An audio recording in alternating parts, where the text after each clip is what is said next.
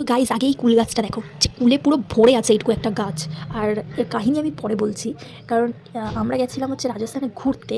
আর সেখানে গিয়েই দেখো এই মরুভূমি এলাকার মধ্যে যে এত টকুল গাছ হতে পারে তা আমি না এক্সপেক্ট করিনি। আমি দেখে পুরো অবাক যে এখানে রাস্তাঘাটে আশেপাশে সব জায়গায় এরকম টকুল গাছে ভর্তি, আর কেউ খাওয়ারও লোক নেই।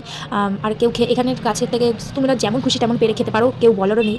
আমাদের পশ্চিমবঙ্গে এরকম কুল গাছ হলে ভাই এতদিন কুল তো দূরের কথা, কুল গাছে পাতাও রাখতো না, সাফ হয়ে যেত। আর এরা তো এই কুল ছুঁয়েও দেখে না। তো আমরা কি ছাড়তে পারি? আমরা তো বাঙালি না। তা আমরা এই গাছটা পুরো ধরে সাফ করে দিয়েছি।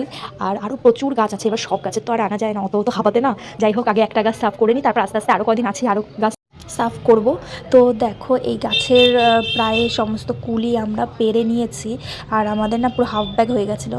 হাফ ব্যাগ কুল, আর এই কাটা মাটা জোড়াই নিয়ে চলে যাচ্ছে। হাফ ব্যাগ কুল হয়ে গেছে পুরো। এখন তো ওই গাছটা ইয়ে আবার সাফ করবা নাকি? আরে সব এখানে সব কুলাই ভালো টেস্ট। চলে আসো। চলো